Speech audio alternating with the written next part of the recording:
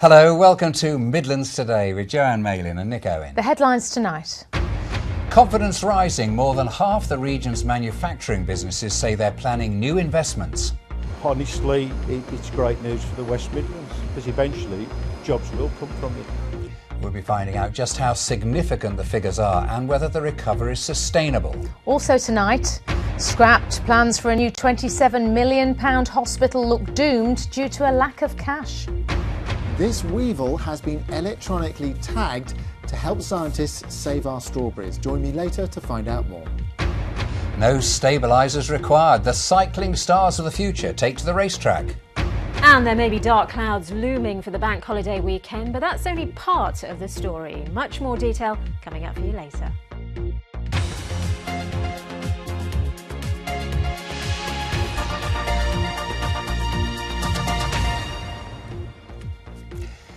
Good evening. More than half of the manufacturing companies in the West Midlands say they're ready to invest and create new jobs. The survey by the Manufacturing Advisory Service of small to medium-sized businesses is being seen as further evidence of a recovery here in our region. It echoes another report released today by the CBI, which says that manufacturing output growth has accelerated to its fastest pace in 2 years. So will this help cut the rising unemployment in this region? Holly Lewis reports. Chris Broom is one of the longest-serving employees of Strip Tinning in Frankley. The company, which makes components for heated windscreens and solar panels, has been established for more than 50 years. We were what we would call a typical old-fashioned metal bashing company. We've embraced change now, and we're more efficient, professional, much more slick outfit.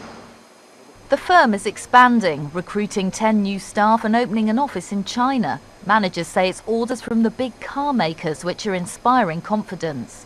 It's difficult to put your finger on it, but I think people have maybe gone through the tough times and they're just willing to try and take a step forward now and take themselves out of this situation. And when we see the big guys leading from the front, we're all following suit and we're starting to take steps that maybe we'd have been reluctant to do over the last 12 months or so. Strip Tinning is one of 89 West Midlands firms regularly surveyed by the Manufacturing Advisory Service. The barometer shows that 53% of the sample are intending to take on new staff in the next 6 months. 67% are predicting increased sales turnover. And 86% say they've gained new sales as a result of introducing a new product or service in the past 2 years. But while manufacturing shows signs of recovery, unemployment in the region, especially amongst youngsters, is rising. Engineer Kulvinder Tank is one of the newest recruits. He's optimistic about job prospects for graduates with the right skills. Yeah, I think it's something that's evolving. We have lots of new developments ourselves, but then throughout the whole region, I think with Jaguar Land Rover expanding, I think it's affecting all businesses, engineering businesses within the region. If the big orders keep coming, the company can afford to invest in new ideas, and managers say that's the key to long-term growth. Holly Lewis, BBC Midlands Today, Birmingham. With us now is Lorraine Holmes, Area Director for the Manufacturing Advisory Service. Good evening to you. Good evening, Nick. It all sounds very encouraging, is it? This is the continuation of a 12-month trend showing a significant recovery in manufacturing in the region. So, and you are a government-funded organisation, of course, aren't you? So it's in your interest to sound positive and optimistic. Well, sure, our funding comes from government, but we are actually independent of government. And actually, government get the results the same time as you do. So this is really what manufacturers are thinking and saying at the moment. OK, why are they thinking it? I think they're seeing improvement in order books. They're seeing confidence generally. They're seeing the big companies such as JLR investing, and that boost their confidence. They can see opportunities coming from that. What doesn't seem to sort of work out is the unemployment situation. That's still rising, particularly among young people. Why is that if things are looking so good? It's incredibly worrying, isn't it? But at the end of the day, manufacturing very important to our regional economy, but it's still only about 11% of the jobs. So even if we see quite significant growth in jobs in manufacturing, we won't necessarily see unemployment falling as a result of that. Well, we have to at some stage, surely. We would hope so. I mean, some of these jobs, of course, are still projected. Some of the jobs our companies are finding difficult to fill, so they're on the books, but they are struggling still to get people with the right skills to fill those vacancies. But eventually it will trickle through and hopefully hit the bottom line on that unemployment figure. Yeah. And what about the banks? Are they being more helpful these days? We are seeing signs, because order books are filling up again, that confidence is coming through. The situation still isn't right, but at least now some of the investment capital is freeing up, which is very good and positive for growth. OK, Lorraine Holmes, thanks very much. Thank you. Still to come tonight, how prisoners in the Midlands are being used to staff 2 call centres. Next, plans for a new £27 million hospital for Shropshire look likely to be scrapped because of a funding shortfall. Health managers who decide where NHS services should be in the county voted today against investing in the running costs after hearing that the business case for the development was flawed. Here's our health correspondent, Michele Paduano. Edgar Havard calls Ludlow the town of broken promises. He fell 37 feet through a roof, has diabetes, arthritis, heart disease and agoraphobia, but has to travel to Shrewsbury, Hereford and Telford for treatment. They're asking me to go for treatment to Telford. I've tried many times. I've spent loads of money on petrol. I just can't get there. I've actually missed the last 7 appointments. At a meeting today, the doctors who hold the purse string said they couldn't pour an extra £1.1 million a year into the project when they had £82 million in cuts to make. The financial climate does mean that at times we need to work to different parameters, and certain of the changes as regards what can be provided to an acute trust mean that the workforce modelling is fundamentally different to what you may well have done 8 years ago. Nearly £4 million has been spent since 2004. But there may never now be a hospital here. Although the goalposts have moved since 2004, it seems that the NHS at the highest levels have massively miscalculated how many operations and how many outpatients appointments could be done at a hospital here. It seems they didn't even talk in depth to the Shrewsbury and Telford Hospital to see what was possible on this site. The talk now is about patching up the old Ludlow Hospital. It suggested £160,000 could buy 5 more years. The new chief executive of the Community Trust found the shortfall and says there needs to be an inquiry. I think when the original scheme was envisaged, it was actually many years ago, and I think a number of things have changed in the NHS. But I think we do have to look at the lessons learned and make sure as an NHS we learn from those mistakes. The people of Ludlow recognise the finances are desperate. We cannot afford maybe all of this, but we could afford a smaller hospital, and I think that's what we need to do. There's money flushed down the pan that we'll never see again, and if they'd spent that money on our existing hospital, nobody would be looking for a new one now. But at the moment, no one is giving up. Well, Michele Paduano joins us now live from the site where the new hospital was going to be built. Michele, clearly very disappointing for the people of Ludlow, but surely this decision has implications for people right across the county. It does indeed. If you look forward, the projections are quite gloomy. Over the next 3 to 4 years, this particular area has to save something like 6% of their budget. That works out at about £82 million. So it's not just this hospital that has fallen foul of that. They're looking at accident and emergency departments in Telford and in Shrewsbury, and they're looking across a whole range of NHS factors. But it's not just in Shropshire. We also know Staffordshire are going through pain at the moment, and it's happening too in Warwickshire and in Herefordshire.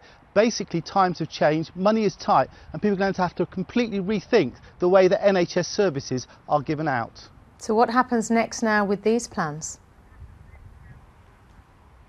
Well, there will be another meeting on September the 19th. In the meantime, the Shropshire Community Trust will be scratching its head to see if there's another plan it can put forward, maybe a smaller plan. There are also issues to do with the private finance developer, Aviva, whether there are any penalties to be had on this, because we don't know what they actually think of this process.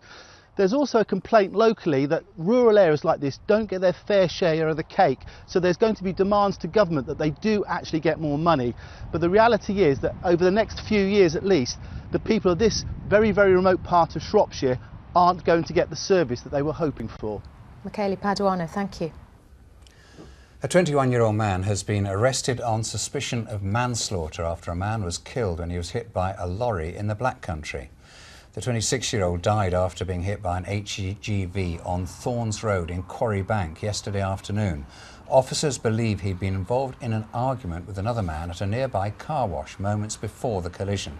West Midlands Police are urging anyone with any information to come forward. The Transport Secretary has been responding to speculation that the cost of the High Speed 2 rail line could reach at least £80 billion. Reports this week have warned that the costs of the line between Birmingham and London could double official estimates. Patrick McLaughlin says he expects the cost to remain at £42 billion and hopes that the figure could be reduced as it included a large amount for contingency. A car found abandoned in a cul-de-sac in Birmingham is being linked to distraction burglaries involving dozens of elderly people.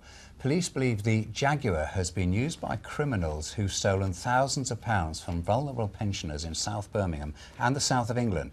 They want to hear from anyone who might have seen the car.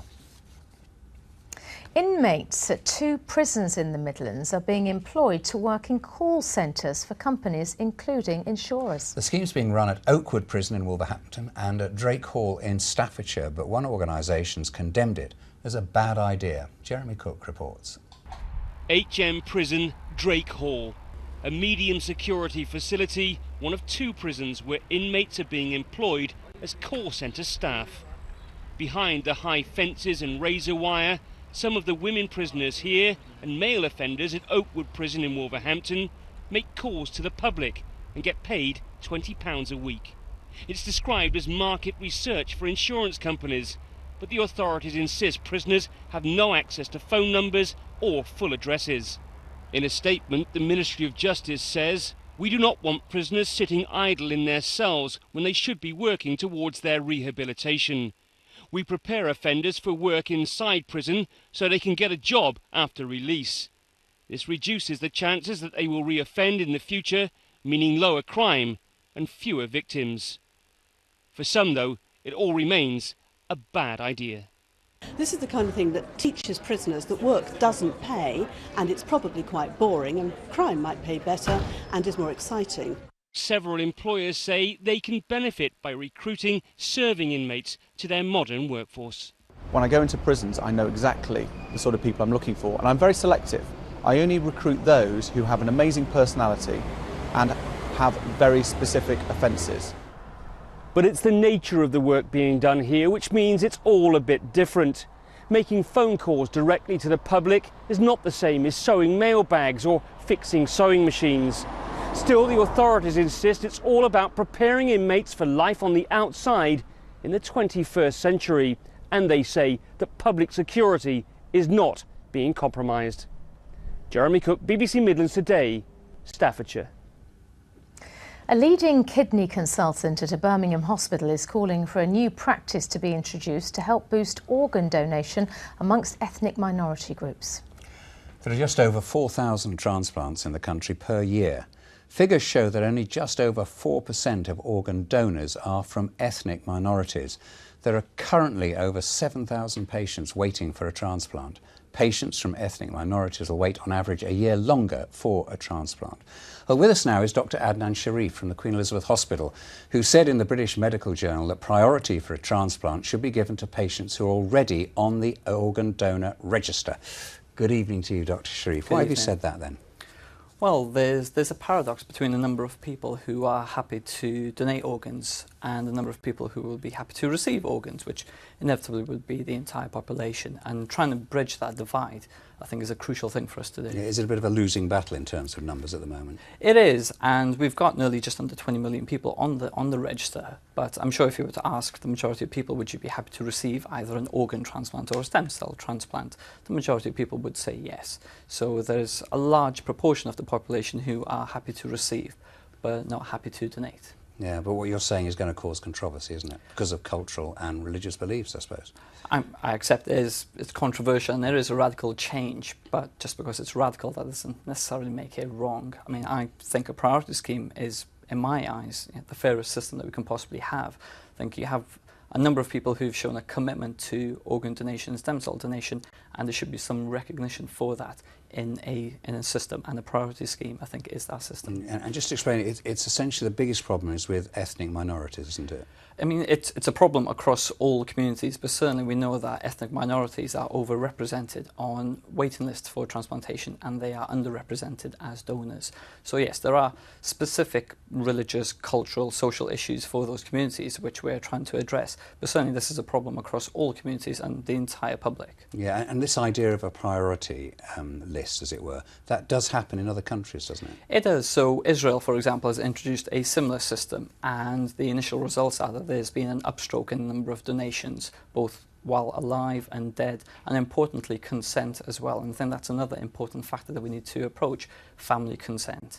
Yeah, I mean, we have had quite a lot of comments this afternoon on our Facebook site, loads in fact. I mean, one here is a lady called Maureen. I'm already registered, but I wouldn't be too happy if someone I loved was precluded from having life-saving treatment. You can see people feeling quite emotionally. Yeah, I mean, I can see that understanding, and certainly nobody would be precluded. And what I would suggest is that if someone has a medical need for that transplant, which is over and above somebody else, of course, they should get that transplant.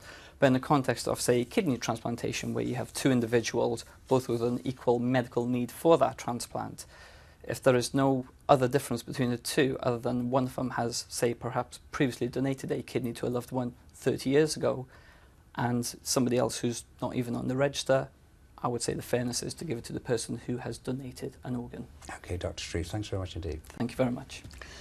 It's just gone 7:15. This is our top story tonight. Confidence rising. More than half the region's manufacturing businesses say they're planning new investments. Shafali will be along shortly with the weather for the West Midlands. Also ahead, we'll be live at Edgbaston to celebrate another Warwickshire player in the England Test team.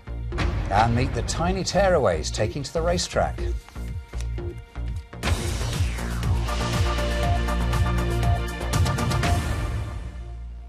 Researchers in Shropshire have been electronically tagging weevils to work out just how far the tiny insects will roam into a strawberry crop.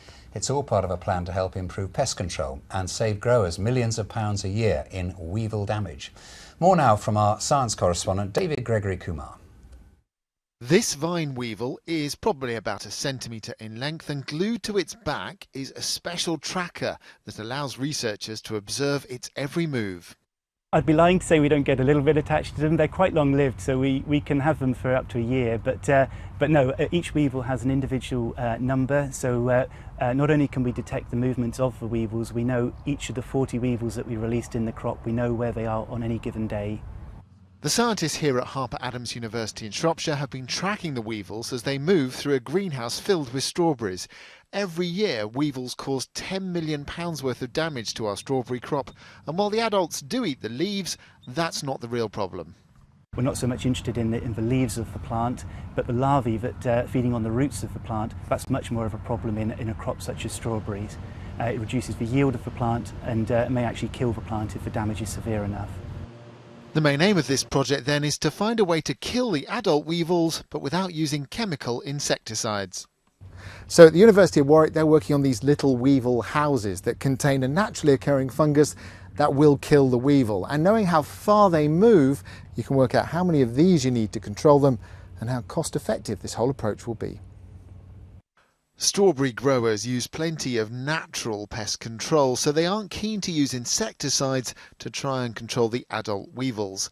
This research will finally give them a natural and effective alternative. David Gregory Kumar, BBC Midlands Today, Newport. Great shots there of weevils with their tags on their back. Anyway, time for sport now, and it's a big night for Aston Villa and a red letter day for one Warwickshire cricketer. Ian Winter can explain all now, live from Edgbaston. Joanne, back in 2006, a very talented young cricketer from Birmingham made his Warwickshire county debut. And then, of course, Chris Woakes since then has played 13 one-day internationals for England. And this morning, a very proud day because he was awarded his England Test cap from the England legend Sir Ian Botham. A very proud day for all concerned. Dougie Brown is the Warwickshire Director of Cricket. 3 Bears playing for England. This sounds like some sort of fairy tale come true. Or a conspiracy against Warwickshire. We've got a game going on at the moment, but outstanding day for all these Warwickshire players concerned, and delighted for Chris. He's actually reached what he wants to be, where he wants to be playing. He's played really well all season for us for the last 3 or 4 years since making his debut, and delighted he's got the opportunity. Let's have a look at one of the good chances he had to take a wicket. Do you think that he can actually go on and establish himself as a Test player? I think that's the best form of his game, to be honest, red ball cricket. He's had a chance in the white ball game, in the one-day game, but I think we all think the red ball cricket, Test cricket, is where he's eventually going to end up. That's the best form of his game, we think, and I'm sure once he gets the opportunity and gets this experience under his belt, he'll go from strength to strength. Brilliant. Let's just have a quick word with Chris's brother David. He's played for Warmley Cricket Club, Aston Unity Cricket Club, the Barbeacon School. Everybody's going to be so proud for him. Yeah, I mean, I've had lots of messages. He's Aston man at the cricket club where he started, and lots of messages from all the guys, literally all around the world, from various things. Everybody's very proud and quite surreal, really, to now get to this point. Let us into a secret. When did he know, when did you know that he was playing? I only knew this morning, but Chris, I think, had a good idea last night and phoned the folks, and they were on a train down there first thing this morning, so okay. It was all good. Excellent, David. Thanks very much. You know, Chris is an absolutely massive Aston Villa fan, so don't be surprised if he's trotting across London as we speak to get to Stamford Bridge, because last December, you'll recall, Chelsea beat Aston Villa by 8-0. So this evening, a chance to ease the pain of that rather traumatic event. On Saturday, Villa's new star Tony Moon had the last laugh at Arsenal, but who'll be in the limelight tonight beneath the blue moon at Chelsea? Could it be Jose back at the Bridge, where he's never lost in the Premier League? But don't forget, Chelsea's special one has never faced Villa's special one, Christian Benteke, before. You see the stats from the last season, they had more points away of home than at Villa Park, so they are a team with qualities to play away, to play that counter-attack. They are a good team, they can beat any one of the contenders. Is the Premier League a better place for the return of Jose Mourinho? Well, there's no doubt, absolutely no doubt. I think he's a brilliant manager. He seems to get people to play for him, and he's just been fabulous for the game here. Last Christmas, whilst Jose was enjoying Turkey in Madrid, his former club was stuffing 8 past goalkeeper Brad Guzan, who just happened to be Villa's man of the match. And now, exactly 8 months after that 8-0 defeat, what's so different about Aston Villa's ability to cope with the considerable threat posed by Chelsea tonight? Journalist Neil Moxley has been covering Midlands football for almost 20 years. Can they realistically go to Chelsea and win? Well, who would have thought they could go to Arsenal and win? It was a fairly powerful performance on Sunday that Chelsea put on against Hull. But, you know, who knows? This Villa side really doesn't show any fear. Shows itself to be no respecter of reputations. So if they get the first goal down there, let's see what this Aston Villa team's made of. Paul Lambert told the media he speaks to the Villa chairman Randy Lerner once a week. They spoke after that 8-0 defeat at Chelsea in December, and they spoke again after Saturday's 3-1 win at Arsenal. No doubt which conversation he'd prefer this evening if for once in a blue moon Villa were to spoil the party for Jose Mourinho. And you can follow the whole match live on BBC WM this evening. The kick-off is just an hour away at 7:45. Ian, thank you. Now, a cycling competition with a difference has been taking place in Birmingham today. Yes. Forget Sir Chris Hoy and Bradley Wiggins. Forget them, because these young bikers are literally taking their first steps into the exciting world of cycle racing. Kevin Reid was trackside. The Strider Bike Balancing Championships in Perry Bar today, unusual and not just for the name. For a start, take a look at the competitors. George Evans from Redditch is just 2 years old. He was amongst 100 youngsters taking part, the aim being to improve children's balance and make them confident with bikes at an early age. It's great. I mean, he takes his bike everywhere, so you know, it's part of the family now. So yeah, everywhere we go, to the park, you know, uptown or whatever, he's on his bike and he wants to, you know, ride himself along. So it gives him a little bit of independence. The bikes being used in this competition are quite different than ordinary bicycles. You may notice they don't have any pedals or any brakes, and the idea is that young children can take complete control. By taking away the pedals, it allows the child to focus on balance first. So they learn to balance and they learn to steer, and then the pedalling comes very easily after that. And there's no brakes on them either, is there? There's no brakes. What they do is to have their feet flat on the ground, and they use their feet to propel themselves forward and to stop as well.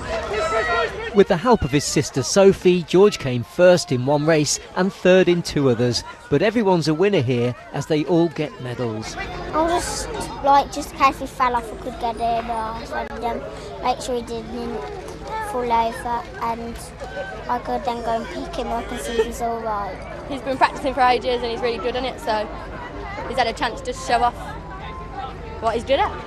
And for other families and spectators, there was plenty to get excited about, as more than 100 children took part in what is a growing sport. Yeah, you don't want to be a pushy parent, but it's nice to see them do well and enjoy it. It's great to give the kids a chance to be competitive, but just to enjoy the race as well. If it was like this when my children have grown up, I'd have definitely brought them here. It's fantastic. Come on, George. Today was one of 5 competitions across the country. The next is in Glasgow, with the finals in Manchester in September. Kevin Reid, BBC Midlands Today, Birmingham. Lovely, lovely, lovely. Now let's take a look at what the weather's doing for the next few hours. Here's Shafali. Thank you very much, Joanne. Well, today was really an east-west split, with the east basking in sunshine, oblivious to the fact that the cloud was thickening up all the while with showery outbreaks of rain from the west. But this is all part of the changeable pattern that is unfolding as we head into the bank holiday weekend, and we are now looking at more clarity for that, although bear in mind that any fronts that do come through from the west during the bank holiday weekend are subject to timing issues. So anything could alter between now and then. But basically, we're looking at Saturday being fairly wet, the wettest day of the weekend. After that, we've got sunshine and showers, and temperatures will be nearer normal for the time of year, so feeling very much like today. Now, this is going to be the culprit for that rain that's heading in for Saturday. A fairly sturdy front pushing in from the west, and it's driven by low pressure, which is firmly in control by that stage, but only for a brief time. After that, it moves off to the east, and we've got other fronts heading in from the southwest for Sunday and Monday, but they will be weakened somewhat. For now, however, we're looking at that showery rain and that cloud pushing eastwards through this evening, and most of these showers are going to be concentrated across southern counties tonight, and some of them could be on the heavy side. But further north, we're looking at drier weather. Everywhere we've got a lot of cloud, and that cloud will hold temperatures into double figures. Quite warm tonight and quite muggy as well. The humidity increasing into tomorrow, but temperatures down to about 14 to 16 Celsius. So we start the day tomorrow then with a fair amount of cloud. Again, those showers lingering in the south, then dying away for a time, and then some fairly sporadic showers developing into the afternoon as that sunshine breaks through. Now, as you can see from those darker centres, some of those could be torrential actually for a short space of time, but they will be longer lasting with the lighter winds from the southwest. And temperatures up to 25 Celsius in the southwest of the region tomorrow, so very warm tomorrow and muggy as well. Looking further ahead, well, tomorrow night is much drier, clearer and cooler, but as I said, Friday we've got some sunshine to start with and warm. Shafali, thank you. Let's recap tonight's top stories. Syrian opposition groups claim hundreds have been killed in a chemical weapons attack by government forces. And signs of rising confidence as more than half of our manufacturing businesses say they are planning new investment. We'll be back at 10 o'clock. We'll find out, for better or for worse, how Villa did against Chelsea. Bye-bye. Bye-bye.